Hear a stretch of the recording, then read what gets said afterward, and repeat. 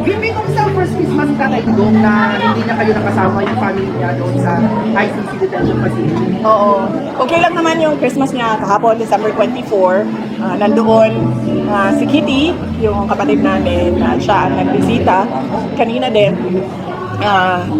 pinakita ko yung video call ni Kitty para masabi niya sa inyo kung ano yung message ni dating Pangulong Rodrigo Duterte ngayong Pasko. Nag-video call kayo lately, kahapon, hindi na kayo. Wala kaming video call. So, telephone call lang. Ano na pag-usapan niyo? Ay, karon? Yung kahapon nga ngayon. Wala. Bawal ang video call, so pwede lang kami mag-telephone call, pero hindi pa kami nagkausap ngayong Christmas.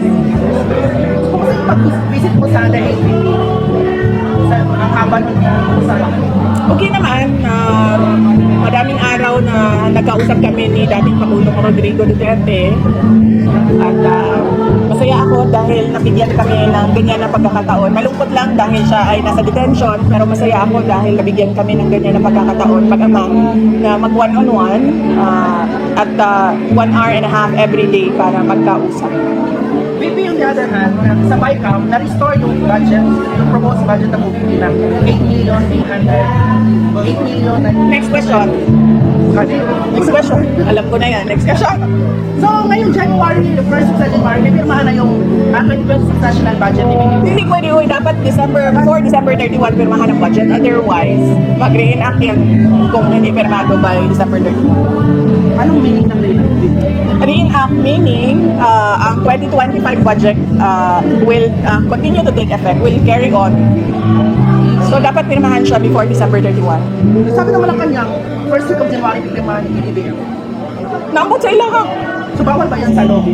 No, sa batas dapat before December 31. Otherwise, mag-reenact by January 1. So, meaning magbabalik yung yung previous budget. Yung December 2025 budget, yes. John Ryan Calonia. Maybe can you confirm yung sinabi ni Secretary Secretary ng Sita Carabosa Gym Facility to visit Arlie Tagas and not Madriaga? Bahala sila kung anong gusto nilang sabihin. Basta ako, ang sinabi ko, hindi ko kilala si Ramil Madriaga. Yung mga picture kayo, PBB, kumakalat. O tayo din, may picture din tayo. May picture ako sa at least siguro 1 milyong Pilipino. At yung mga event na yon, tulad ng inauguration ko, siguro mga nasa 4,000 tao ang may individual pictures sa akin. At sa mga Zoom meetings ng parallel groups, more than 300 participants ang isang Zoom meeting. So, magpakanta lang ito, PBB, sa'yo, against sa'yo. Nag-release na naman kami ng statements eh. Kung lahat akusasyon lang, walang ebidensya, ibig sabihin, paninira lang yan. At kung paninira yan, connected pa rin yan sa 2028 presidential elections. I know, don't ask about the 2028 presidential elections, Brian. Alam ko na yung sunod mong tanong eh. Maybe 2 months from now, February, may possible na magpa-file ulit ng impeachment sa'yo. Ready naman yung campaign for that any eventuality.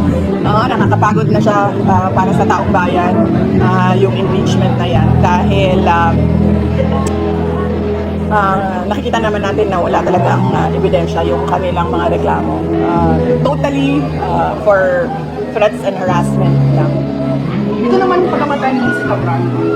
Do you think maybe na makaka-apekto ito sa investigasyon ng flood control project? I think makaka-epekto ito sa mental wellness ng mga undersecretary at mga assistant secretary dyan sa mga opisina ng mga departments.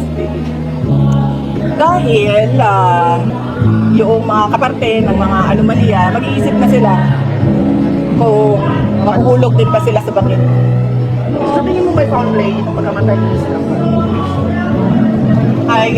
Hindi ako maka-speculate kung ano ang nangyari doon sa Cannon Road dahil hindi ko naman nabasa kung ano yung mga reports. Lately, pinalaga ng Malacanang si General Torre bilang MMDA General Manager. Sir, yung comment mo? Ano bang comment niya? Dapat siguro siya ang mag-comment sa kanyang appointment. Anong comment niya? Wala siyang comment. Tanong mo siya kung anong comment niya. Bibi, balikan ko lang yung Teves.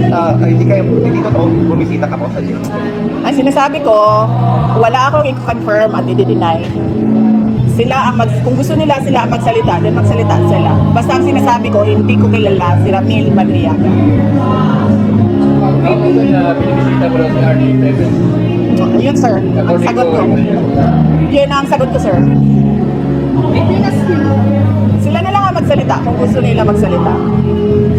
the spirit of Christmas. May message ka ba kay BBM? Christmas bitaw? Bakit?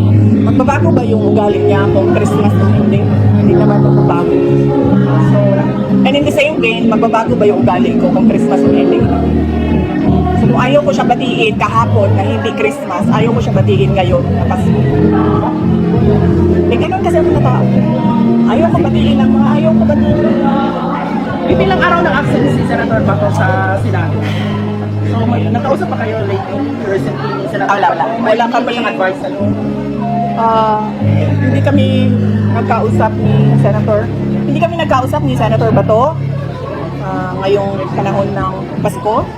At ang huling pagkausap namin ay yung araw na nagsabi na merong warrant of arrest para sa kanya. Last na lang, message mo sa mga sumusuporta sa mga Duterte ngayong Kapasko Christmas. Opo, nagpapasalamat kami mula kay former President Rodrigo Duterte, sa aking mga kapatid, si Congressman Paulo Duterte, sa aking pamangkin, si Congressman Omar Duterte, sa aking isang kapatid na si Mayor Sebastian Duterte, sa aking isang pamangkin na si Vice Mayor Rodrigo Duterte II, at mula sa buong pamilya, kasama na si Kitty, nagpapasalamat kami sa patuloy ninyo na suporta sa aming pamilya at sa pagdarasal ninyo sa paglaya ni former President Rodrigo Duterte. At ako, kasama ang aking mga colleagues sa tanggapan ng pangalawang Pangulo ay nagpapasalamat sa patuloy ninyo na suporta sa mga aktibidad, programa at proyekto na